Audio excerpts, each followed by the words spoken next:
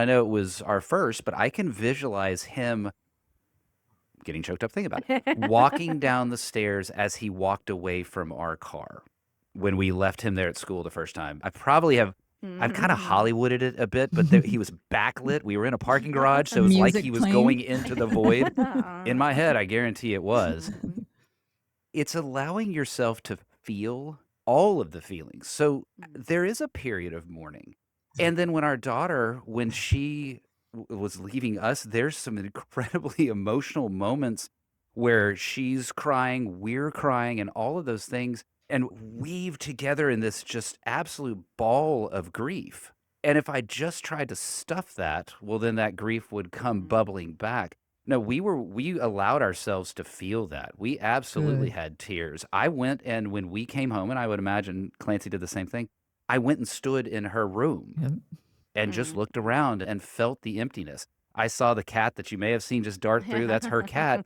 Stare into her room, wondering, hey, when's my lady coming back? Mhm.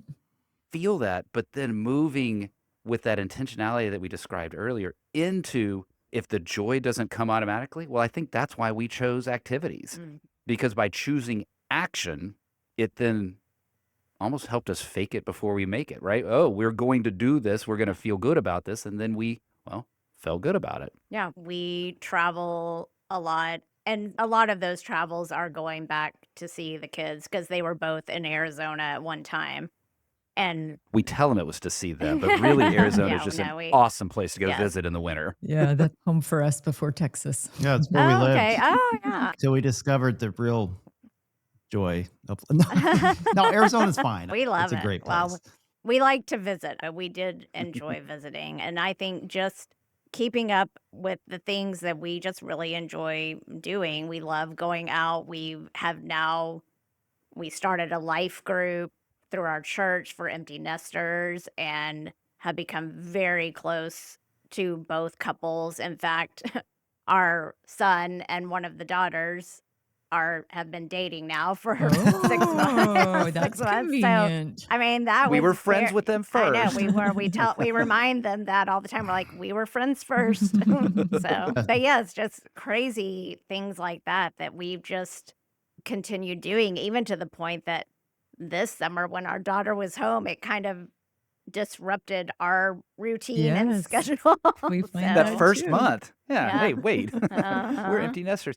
Something So, Clancy mentioned there is one of the more difficult elements of empty nesting. You'd said it actually earlier, where you talked about so much of our social groups, so much of our friends were actually the parents of our kids' friends. Yep. In a few cases, we maintain relationships, but in a lot of cases, well, without the kid glue there, then those relationships have just faded and gone on their natural course. And it is incredibly difficult to find friends in the empty nest phase. Yes. And that is something that we, by doing the life group and making some conscious choices to do that, have started to build those relationships. But it's kind of like we were talking earlier, inertia does not create friendships.